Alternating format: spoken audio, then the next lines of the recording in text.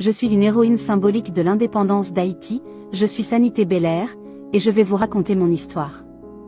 De mon vrai nom Suzanne, je suis née libre à Verrette en 1781. En 1796, j'épouse Charles Belair, le neveu et le lieutenant de Toussaint Louverture. Je participe fortement à la Révolution haïtienne, et je deviens sergente, puis lieutenant de l'armée de Toussaint Louverture. J'arrive à convaincre mon époux afin que l'on combatte main dans la main contre les forces armées françaises. Je me bats corps et âme, que ce soit au pistolet ou au corps à corps. En août 1802, moi et mon mari combattons dans les montagnes des Verrettes, contre l'expédition napoléonienne menée par le général Leclerc, dans le but de rétablir l'esclavage dans la colonie de Saint-Domingue. Nous réussissons à rallier toute la population de l'Artibonite. Lors d'une attaque surprise contre les troupes de Charles Belair qui étaient partis chercher des munitions et des renforts, j'ai été capturée puis faite prisonnière.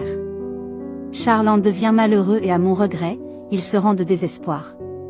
Sur ordre de Dessalines, nous fûmes envoyés à Leclerc, il avait un espoir que ce dernier se montrerait clément concernant notre sort. Malheureusement, nous fûmes condamnés quelques heures plus tard après notre arrivée. En considération du grade militaire de Charles et mon sexe, la commission militaire me condamna à être décapité, et mon époux à être fusillé. Quand on plaça mon époux devant le détachement où il devait être fusillé, je lui ai demandé de mourir avec bravoure et honneur. Au moment où il posa sa main sur son cœur, il tomba au sol, atteint de plusieurs balles dans le crâne. Le jour de mon exécution, le 5 octobre 1802, j'ai réussi à obtenir la mort que je désirais.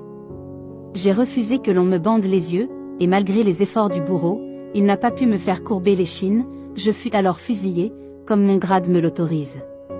Je suis morte dignement, comme une femme et un soldat. Depuis 2004, mon visage figure sur le billet de 10 gourdes, imprimé à l'occasion du bicentenaire de l'indépendance. Merci d'avoir écouté mon histoire.